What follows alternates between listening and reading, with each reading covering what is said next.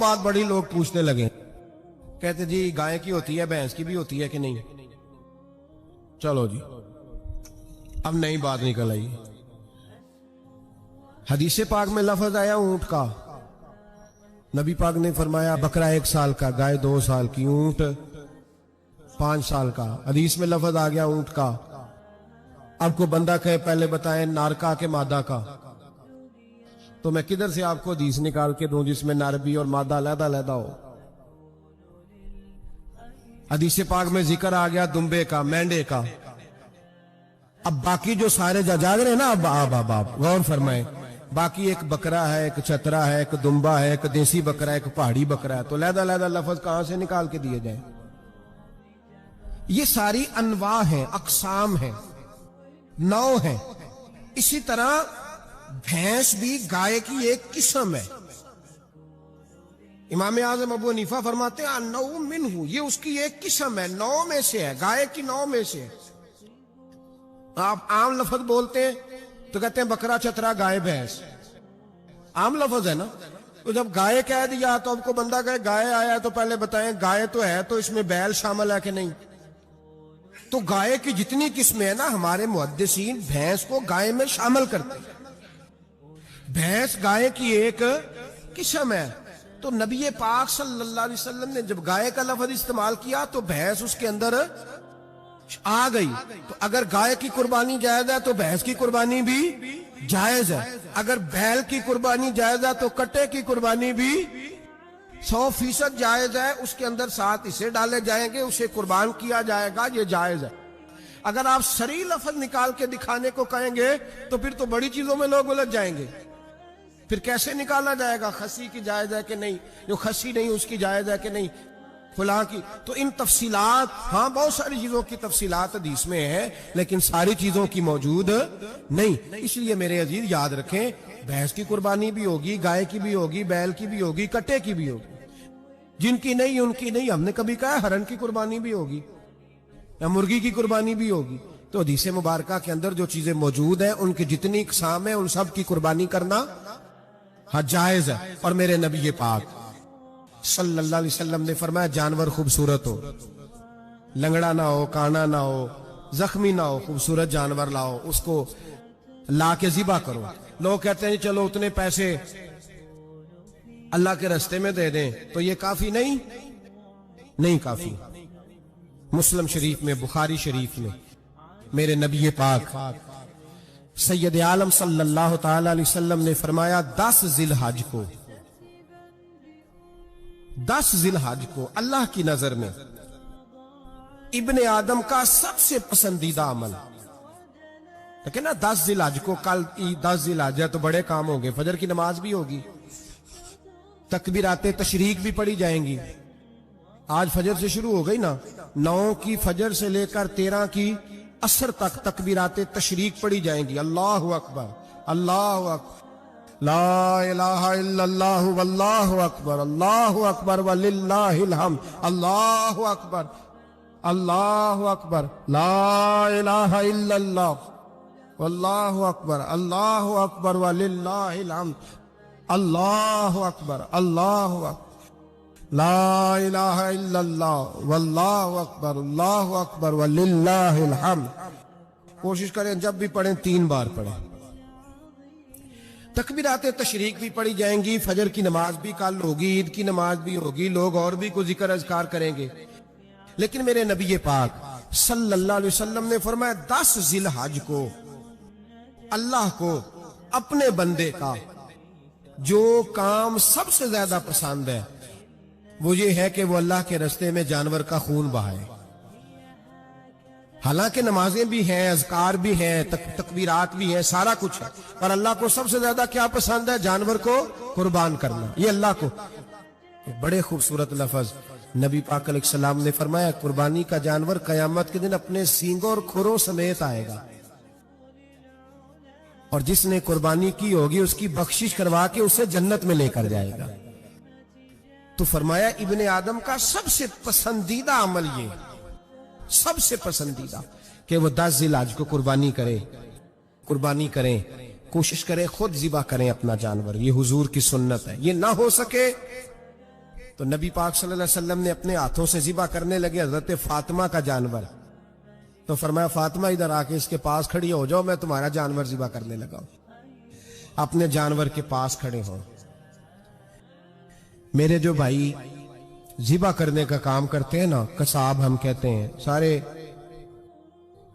قصاب نہیں ہوتے، بہت سارے لوگ یہ سعادت حاصل کرتے ہیں اور بڑی نیکی کا کام کرتے ہیں، اللہ انہیں بڑی بہترین جزا عطا فرمائے گا، بڑا خیر کا کام کرتے ہیں۔ لیکن چونکہ رش ہوتا ہے ایسے لوگوں کے پاس، تھوڑی جلدی بھی ہوتی ہے،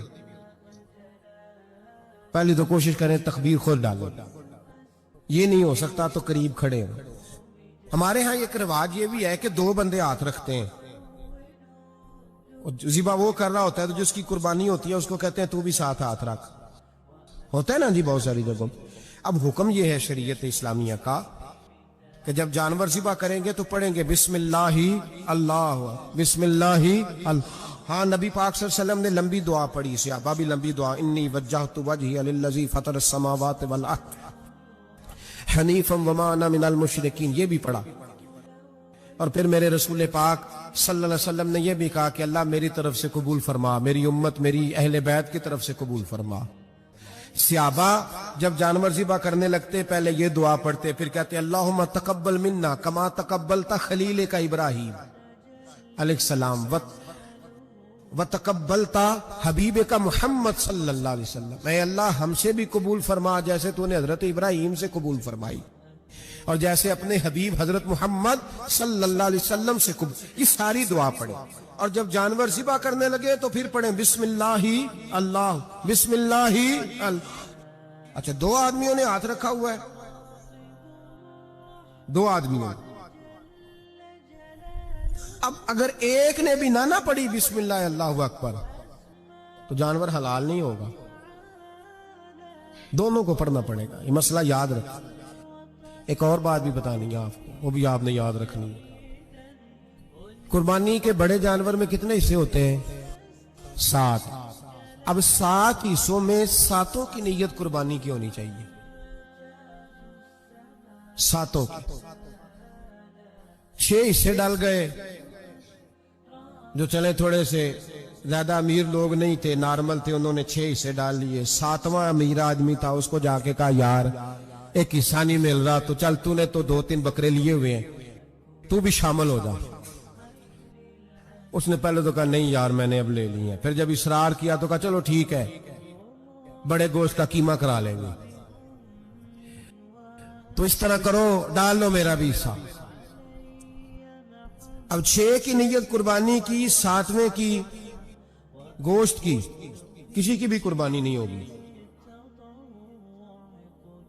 گئے سارے۔ اب اس کے لیے شرط کیا ہے کہ اس کو بھی آپ، اصل میں ہمیں مسائل نہیں آتے، نہ ہم سیکھتے ہیں نہ پتہ کرتے ہیں، پھر خرابی ہوتی ہے۔ اب اس سے کہیں کہ یار قربانی سے پہلے اپنی نیت کا اعادہ کر، اپنی نیت کا اعادہ کر، بتا کہ تیری نیت کیا ہے، اور اگر غلط ہے تو صحیح کر لے، تاکہ سب کی قربانی تو بتا۔ یہ جو تو رکھ رہا ہے قربانی، تو کس کی قربانی کر رہا ہے؟ دادا جی کے نام کی، ابا جی کے نام کی، اپنے پیر کے نام کی، استاد کے نام کی، یا رسول پاک صلی اللہ علیہ وسلم کے نام، نبی پاک کے نام؟ اسے پوچھیں، اور جو وہ نیت بتائے اس نیت کی دعا ہوگی، اس کی طرف سے کہا جائے گا اے اللہ اس کی طرف سے اسے قبول۔ میری بات کی سمجھ آ رہی ہے میرے عزیزوں کو؟ اور اس ارادے کے ساتھ قربانی، اگر ایک کی بھی نیت خراب ہو گئی تو مسئلہ بگڑ گیا۔ اس لیے ان مسائل کو، اور نبی پاک کے نام کی جو قربانی ہوگی، سبحان اللہ، میں کرامات کا زیادہ قائل نہیں، ہم کرامات کے نہیں کیفیات کے قائل ہیں، کیفیات کے، اور دین ویسے بھی لفظوں کا نام نہیں کیفیت کا نام ہے۔ میرے ایسا فرمایا کرتے تھے ہم کرامت سے زیادہ کیفیت کے قائل ہیں۔ اگر مرید ساری زندگی کرامتیں سناتا رہے اور کبھی اسے مدینے جانے کا شوق ہی پیدا نہ ہو، کبھی نبی پاک کے نام پہ آنسو نہ آئے، تو پھر کرامت کا فائدہ نہیں، کیفیت تو ملی نہیں اسے، ہم کیفیت۔ اسی طرح ہم نظرانے کے نہیں نظر آنے کے قائل۔ تو بھائی یہ یاد رکھ لیں कैफियत का नाम दीन है, नबी पाक के नाम की कुर्बानी। मैं कायल तो नहीं करामत का, लेकिन एक बात मैंने अपने एक उस्तादों से, एक बुजुर्गों से सुनी है, मेरा दिल करता है वो सुना दूं आपको। और बुजुर्गों का कौल है, असल रंग जो मैं अर्ज कर रहा हूं उसी रंग में इसको रखिएगा, और जिस हद तक मैं बात कर रहा हूं उसी हद तक रखिएगा। अब हर आदमी के पास मोबाइल होता है, फौरन बात रिकॉर्ड होती है, फौरन मीडिया पे जाती है, फौरन लोग कमेंट्स करते हैं। तो भाई जिस हद तक सुनाऊं उसी हद तक रखिएगा। मेरे एक बुजुर्ग फरमाया करते हैं कि नबी पाक के नाम का जानवर ज़िबा करो और वो गोश्त उस आदमी को खिलाओ जिसका हाफजा कमजोर है, अल्लाह उसे वसी हाफजा अता फरमाएगा। और फरमाया करते कि मेरा तजर्बा है, नबी पाक के नाम का जानवर ज़िबा करो और जिस आदमी से कोई गुनाह नहीं ना छूटता, किसी गुनाहों में उलझ गया है, उसे वो वाला गोश्त खिलाओ, अल्लाह उसके दिल में नूर पैदा फरमाएगा और गुनाह से नफरत हो जाएगी उसे, जो नबी पाक के नाम का जानवर हो। तो हम जो सीखने वाले लोग होते हैं, हमारा दिल करता है कि चलो थोड़ा सा अपनी तरफ से भी पूछ लें। तो मैंने कहा हुजूर अगर बीमार को खिला दें तो फरमाने लगे खिला दो, अल्लाह सेहत देने वाला है, पर बीमार के लिए दवाइयां बड़ी इजाद हो गई है, गुनाहगार की दवाइयां नहीं मिलती। बीमारों की दवाइयां बड़ी हैं, गुनाहगारों की नहीं मिलती। गुनाहगार को खिलाओ, इसलिए कि जो चीज मुस्तफा के नाम से मंसूब हो जाती है, रब उसकी बड़ी कदर फरमाता है, अल्लाह उसकी बड़ी कदर करता है। जो चीज नबी पाक के नाम से मंसूब हो जाती है, अल्लाह उसकी बड़ी कदर फरमाता है। मेरे नबी पाक अलैहिस्सलाम ने फरमाया, मेरा कलमा पढ़ने वाला मोमिन जब दोजख से गुजरेगा तो दोजख कहेगी जल्दी जल्दी गुजर जा, जल्दी जल्दी। जहन्नम की आग कहेगी जल्दी जल्दी गुजर जा, जल्दी। तो मोमिन कहेगा तू तो आ गया, तुझे क्या बात हुई, पुल सिराज से गुजर रहा है, क्या मसला हुआ। उसके पास से गुजर रहा है दोजख के, तो पास से गुजरते वक्त भी कहते जल्दी गुजर जा, कहीं ऐसा ना हो कि तेरे नूर की चमक मेरी आंख को ही ठंडा कर दे। ये शान है उनके गुलामों की, तो सरकार का आलम क्या होगा। तो मेरे रसूल पाक अलैहिस्सलाम से जो शय मंसूब हो जाती है उसकी अल्लाह बड़ी कदर फरमाता है, जब ही तो हमारी कदर है। अल्लाह फरमाता है कुन तुम खैरा उम्मतिन, तुम जिस तरह के भी हो सबसे अफजल, इसलिए कि मेरे मोहम्मद का कलमा जो पढ़ते हो सल्लल्लाहु अलैहि घूमती फिरती है, लेकिन सालिहीन की संगत इख्तियार करने को तैयार। ये उतार दे, चलिए इसको हटा दे। अच्छे लोगों के पास बैठना, अच्छे लोगों की खिदमत में हाजिरी देना, अच्छे लोगों से वाबस्तगी इख्तियार करना, इससे बरकत बड़ी होती, इससे नफा बड़ा होता है। आपने कभी तजर्बा किया होगा कि आप कुछ लोगों के पास उठने बैठने लगे ना, तो जो जुमले वो बोलते हैं वो आपकी जुबान पे भी तारी होने शुरू हो जाए, ना चाहते हुए भी आप वो जुमले बोलने लगते हैं। बाज संगतें असर दिखाती। कुछ लोग कहते हैं मुझ पे असर नहीं होता, क्यों नहीं होता जी? 100% होता है। किसने कहा नहीं होता? रंग तो चढ़ता है, रंग तो चढ़ेगा और हर सूरत चढ़ेगा, हर लिहाज से चढ़ेगा। ये अपना असर रखता है, ये अपनी तासीर रखता है। कुछ लोग ऐसे होते हैं जिन्होंने किसी ऐसे फकीर के पास बैठ के रंग चढ़ाया होता है कि तेरी तस्वीर में वो रंग भरे हैं मैंने,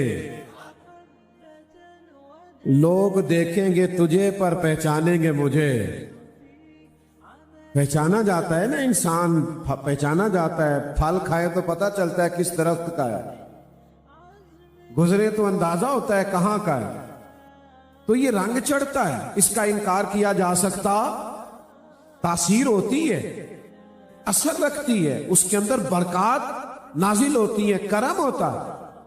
ये जब होता है तो फिर इंसान में उसके असरात होते हैं। हमेशा अच्छी संगत, देखे ना, नबी करीम अलैहिस्सलाम ने एक बात इरशाद फरमाई, फरमाया कयामत के दिन ना मुनादी ऐलान करेगा। ये इस ऐलान को आप समझते हैं ऐलान होगा? نہیں ابھی یہاں ایک اعلان ہو کہ کس کی موٹر سائیکل فلان جگہ کھڑی ہے تو اعلان ہے، چلیں میرا خیال ہے اور اعلان کر لیتے ہیں کہ مہربانی کرنا محفل میں ضرور آنا، پر موبائل صاحب کا اپنا اپنا ہوتا ہے، اس پہ مہربانی کرنا۔ ہر محفل میں 2-4 گم ہو جائیں تو یہ اچھی بات، تو اس طرح کا کوئی اعلان ہو فلاں کا گم ہو گیا تو اعلان ہے نا، کہتے ہیں اب تو خیر پتہ نہیں لوگ توجہ کرتے ہیں کہ نہیں، تو مسجد میں جب اعلان ہوتا تھا نا حضرات ضروری اعلان سنیں، تو مائیں کہتی تھی باپ کا جد بیٹا چپ کر، دیکھ بھلا کیا اعلان ہونے لگا۔ اعلان ہوتا تھا، میدان محشر میں بھی اعلان ہوگا۔ حضور فرماتے ہیں اعلان ہوگا، رب فرمائے گا کہاں ہے وہ جو میری رضا کے لیے آپس میں محبت کیا کرتے تھے۔ یہ اعلان ہوگا، میری طرف دیکھیں جی، چھوڑ دیں سب ٹھیک ہے ماشاءاللہ، توجہ کریں بات۔ اعلان ہوگا کہاں ہے وہ جو میری رضا کے لیے آپس میں محبت کرتے تھے، پھر رب فرمائے گا آج جب کہ میرے عرش کے سائے کے علاوہ سایہ کوئی نہیں، تو جو میری رضا کے لیے آپس میں محبت کرتے تھے میں انہیں اپنے عرش کا سایہ عطا کروں گا۔ تو یہ صالحین کا پیار کتنی بڑی نعمت ہے، یہ کتنی بڑی دولت ہے۔ ایک اور بات بھی آپ سے عرض کروں، میں ویسے چھوٹی تقریر کرتا ہوں، تو ایک تو یہ مائک والے نے ہمیں پکا مائک پکڑا دیا ہے، یہ بھی بھائی نے محبت کی ہے، دوسرا کہ آپ میں سے کچھ لوگ پسینہ بھی صاف کر رہے ہیں، وہی مجھے ساری توجہ ہو رہی ہے کہ میں بات مختصر کروں، پر اب جو میرے ذہن میں ہے وہ تو میں نے کہہ کے ہی جانا، تو تھوڑا سا آپ تکلیف جو ہے وہ برداشت کریں، ہلکا سا تبسم ہو جائے تزئین گلستاں کی خاطر، تکلیف تو تم کو ہوگی مگر تکلیف ذرا سی سہتا جا، لیکن تھوڑا مسکرائیں تاکہ بات اللہ والوں کی ہو رہی ہے نا، اس پر تھوڑا انداز محبت والا اختیار کریں۔ حضور علیہ الصلوۃ والسلام فرماتے ہیں 2 بندے پیار کریں اللہ کی رضا کے لیے، ایک ہو مشرق میں دوسرا ہو مغرب میں، اللہ کی رضا کے لیے پیار کرے، اللہ قیامت کے دن دونوں کو اکٹھا فرما دے۔ تو صحبت صالحین کی برکت تو دیکھیں، اچھے لوگوں کے ساتھ رہنے کے درجات تو دیکھیں۔ آپ کی خدمت میں عرض کروں، ہمیشہ اچھے لوگوں کی باتیں، اچھے لوگوں کی سنگتیں، حضرت جنید بغدادی فرماتے ہیں رب کریم کے بندوں کی باتیں اللہ کے لشکروں میں سے لشکر ہیں، ان کی باتیں سنو گے تو نیکی کرنے کو جی چاہے گا، ان کے قریب بیٹھو گے تو گناہ سے نفرت ہوگی، ان لوگوں کی سنگت اختیار کرو گے تو تقوی کا نور آئے گا، عبادت کا ذوق پیدا ہوگا، لذت آئے گی۔ شرط یہ ہے کہ اللہ کی رضا کے لیے پیار کریں۔ کس کے لیے بولیے؟ ہمارے صوفیاء فرماتے کہ اپنے شیخ سے، اپنے بزرگوں سے ذرا سا بھی دنیاوی لالچ، بعض لوگ تو کہتے ہیں ہم نے دعا کے لیے بھی کبھی نہیں کہا، کہ ہمارا محض رشتہ اللہ کی رضا، ہم نے سیکھنا ہی سیکھنا، ان سے کچھ نہ کچھ حاصل کرنا ہے۔ یہ رضائے الہی کے لیے جب بندہ محبت کرتا ہے تو فیض یاب ہوتا ہے۔ آپ میرے اپنے ہیں، میری باتیں سنتے رہتے ہیں، امید ہے آپ مجھ سے ناراض نہ ہوں گے۔ زمانے تک لوگ کہتے ہیں پیر کامل نہیں ملتے، پیر جعلی پیر آ گئے، یہ باتیں عام ہوتی ہیں، میں بھی کرتا رہتا ہوں، ہیں بھی جعلی پیر، لیکن جعلی نوٹ تب بھی چلتا ہے جب اصلی بھی موجود ہو۔ نہیں سمجھ آئی آپ؟ 5000 کا نوٹ آپ کے ملک میں جعلی بنتا ہے نا، کیوں؟ کیونکہ 5000 کا اصلی بھی، 10,000 کا کبھی کسی نے جعلی بنایا؟ کیوں؟ جلدی بتاؤ۔ وہ اس لیے نہیں بنایا کہ 10,000 کا اصلی کوئی نہیں، اصل ہو تو نقل تیار ہوتی ہے. اگر جعلی پیر ہے تو اس کا مطلب ہے اصلی والے بھی ہیں، تبھی تو جعلیوں کا بھی کام چل رہا ہے. اگر اصلی نہ ہو تو جعلی کا کام کبھی چلے؟ اصل ہے، اس لیے نقل کا بھی گزارا. اللہ کرے آپ کو سمجھ آئی ہو. اور یہ ہوں گے اس لیے کہ حضور نے فرمایا میری امت کبھی گمراہی پر جمع نہیں ہو. ہر دور میں نیک لوگ ہوں، صالحین ہوں گے، برکت والے ہوں گے، ہو نہیں سکتا نا. لیکن ایک شکوہ بھی ہے میرا. لوگ کہتے ہیں پیر بڑے جعلی ہیں، میری رائے یہ ہے کہ مرید بھی کافی سارے جعلی ہیں. ناراض ہو گئے ہو نا ہن تسی، پتہ سی مینوں تساں ہو جاڑے. سلطان بہو کہتے ہیں رب دا طالب کوئی نہیں ملیا، ایتے جو ملیا طالب زر دا. یہ تو کسی چکر میں، یہ تو کسی اور موڈ میں. رب دا طالب کاش کوئی ملتا جو ہمیں کہتا کہ رب کریم کی معرفت چاہیے، اسے دیتے. جب ہمارے معیار بدل گئے ہیں تو پھر ظاہر ہے کہ جو ہماری نیت ہے سامنے سے بھی وہی آئے گا. تو میرے بھائی طلب مولا کے لیے جائیں نا، طلب مولا کے لیے تو خیر ملتی ہے، برکت ہوتی ہے، کرم ہوتا ہے. لوگ اپنے حصے کی خیر لے کے آ جاتے ہیں، دائیں بائیں دیکھتے ہی نہیں. لیکن جب ارادے اور بن جائیں نا پھر اللہ کی رضا بیچ میں رہتی. لیکن ایک پہلو اور ضرور عرض کرنا ہے بات ختم کرنے سے پہلے.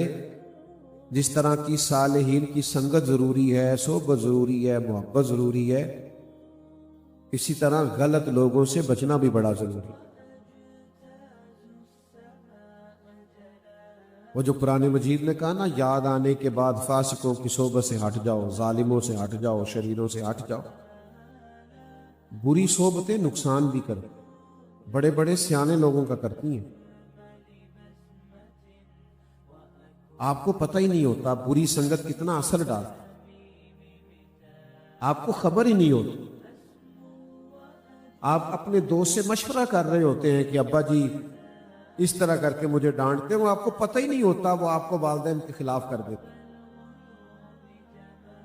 آپ محض کسی سے شیئر کر رہے ہوتے ہیں میاں بیوی کے جھگڑے کی بابت، آپ کو پتہ ہی نہیں ہوتا وہ نفرت پیدا کر دیتا، آپ کو علم ہی نہیں ہوتا.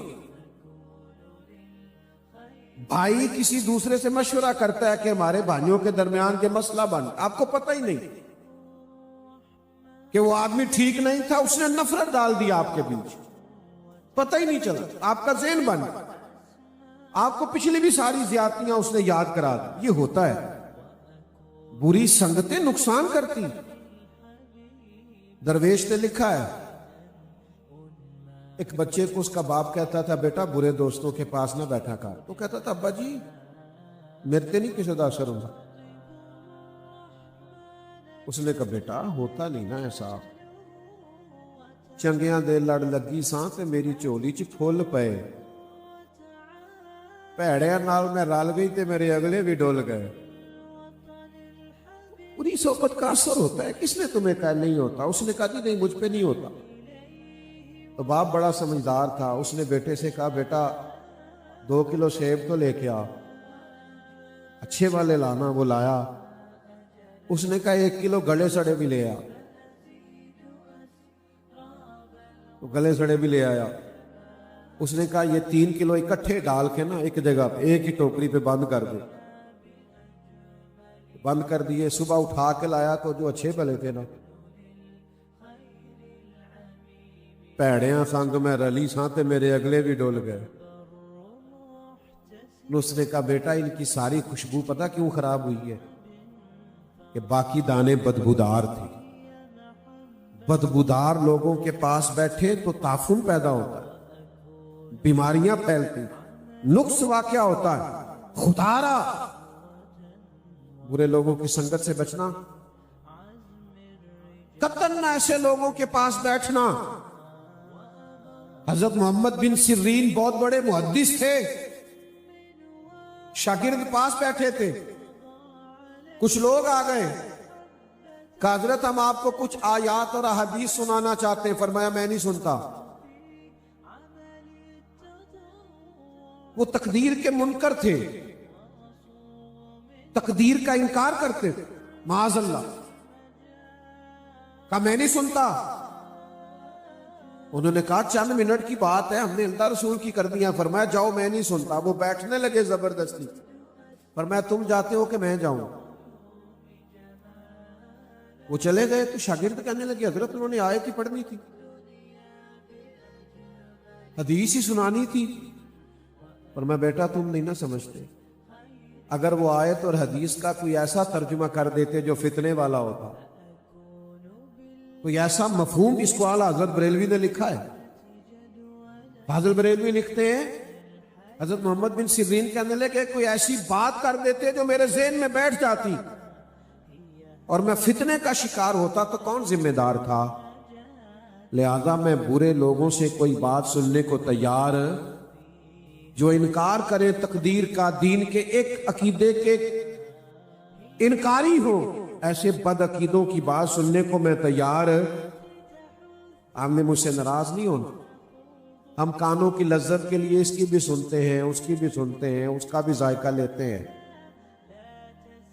یک در گیر تے محکم گیر، ایک در پھڑیے ایک نو منیے، ایک دے ہو کے مریے۔